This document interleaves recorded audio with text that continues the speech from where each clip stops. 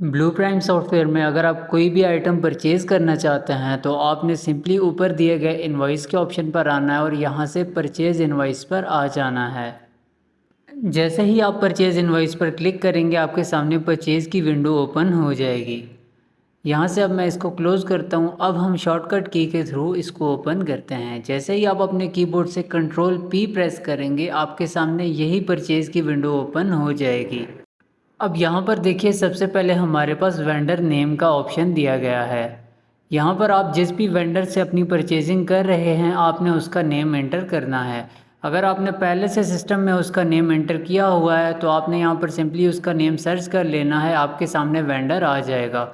अगर vendor create नहीं किया हुआ तो आपने यहाँ से सिंपली ऐड वेंडर पर क्लिक करना है। यहाँ से आपने एक वेंडर क्रिएट कर लेना है जिससे भी आप परचेजिंग कर रहे हैं। यहाँ पर आपने सिंपली उसका नेम एंटर करना है। एड्रेस आप चाहें तो डाल सकते हैं, नहीं तो आप इसको खाली छोड़ दें। यहाँ पर आपने अपना उसका फ़ोन नंबर एंटर करना है और बैलेंस आप ज़ीरो करके यहाँ से इसको आपने सेव कर देना है। जैसे ही आप यहाँ से इसको सेव करेंगे आपका वेंडर यहाँ पर क्रिएट हो जाएगा। वेंडर क्रिएट होने के बाद आप सिंपली आपने यहाँ पर वेंडर का नेम सर्च कर लेना है। यहाँ पर देखिए मून नेम से अभी हमने एक वेंडर क्रिएट किया तो यहाँ पर इसने वेंडर उठा लिया है। वेंडर उठाने के बाद नीचे देखिए यहाँ पर ये प्रोडक्ट कोड पर आ चुका है। यहाँ पर अब आपने अपने प्रोडक्ट का कोड लिखना है जिस भी प्रोडक्ट की आप परचेजिंग करना चाहते हैं। तो चलिए मैं यहाँ पर एक प्रोडक्ट सर्च कर लेता हूँ। यहाँ से ये वाला प्रोडक्ट हम उठा लेते हैं। प्रोडक्ट उठाने के बाद यहाँ पर अब हमसे ये कह रहा है कि आपने कितनी क्वांटिटी इस प्रोडक्ट की परचेज़ करनी है। तो यहाँ पर आपने क्वांटिटी इंटर कर देनी है, जितनी भी क्वांटिटी आप इस प्रोडक्ट की परचेज़ करना चाहते हैं। फॉर एग्ज़ाम्पल मैं यहाँ पर इसकी 100 क्वांटिटी परचेज़ करना चाहता हूँ या XYZ जितनी भी मैं करना चाहता हूँ मैंने यहाँ पर इंटर कर देनी है।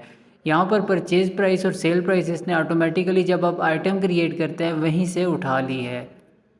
इसके बाद यहाँ पर हमारे पास पीसेस का एक ऑप्शन दिया गया है। यहाँ पर देखिए ऊपर हमारे पास क्वांटिटी दी गई है और नीचे हमारे पास पीसेस हैं। क्वांटिटी में आपने नंबर ऑफ़ कॉटन्स लिख लेना है, जितने भी कॉटन आप परचेज़ कर रहे हैं, और पीसेस में आपने ये लिख लेना है कि उस कॉटन के अंदर हमारे पास कितने पीसेस दिए गए हैं। ये सारी डिटेल्स यहाँ पर एंटर करने के बाद आपने सिंपली यहाँ से एंटर की प्रेस करनी है तो आपका आइटम जो है क्यू में ऐड हो जाएगा। अब यहाँ पर हम एक ऐसा आइटम ऐड करते हैं जो हमारे पास पहले से सिस्टम में ऐड ना किया गया हो। तो चलिए मैं यहाँ पर एक रैंडम प्रोडक्ट कोड इंटर कर लेता हूँ और यहाँ पर मैं एक टेस्ट 3 के नाम से आइटम क्रिएट कर लेता हूँ। यहाँ पर टेस्ट 3 के नाम से मैंने आइटम को नेम दे दिया। उसके बाद यहाँ पर क्वांटिटी में मैं इसकी क्वांटिटी लिख लेता हूँ, जितनी भी क्वांटिटी मैंने परचेज़ करनी है। इसके बाद मैं यहाँ पर इसकी परचेज़ प्राइस एंटर कर लेता हूँ। परचेज़ प्राइस एंटर करने के बाद यहाँ से मैं आता हूँ सेल प्राइस पर और सेल प्राइस भी मैं इसकी रैंडमली कुछ भी एंटर कर देता हूँ। सेल प्राइस एंटर करने के बाद यहाँ पर कंपनी में मैं इसकी कंपनी एंटर कर देता हूँ।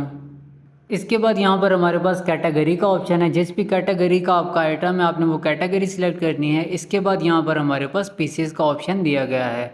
यहाँ पर हमने नंबर ऑफ़ पीसेस मेंशन कर देना है कि एक कॉटन के अंदर हमारे पास कितने पीसेस हैं। उसके बाद यहाँ पर हमने होलसेल प्राइसेस की मेंशन कर देनी है।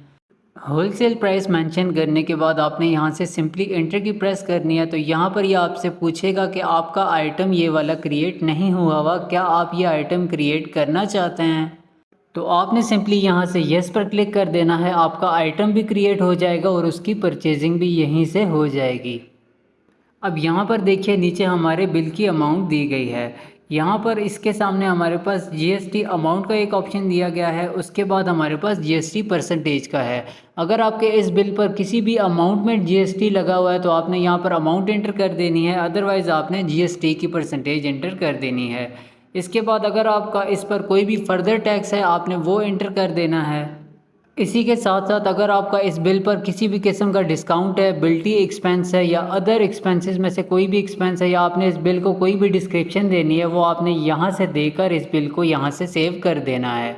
यहाँ से आप सेव बिल पर क्लिक करेंगे तब भी आपका बिल सेव हो जाएगा, या आप अपने कीबोर्ड से कंट्रोल S प्रेस करेंगे तब भी आपका बिल सेव हो जाएगा।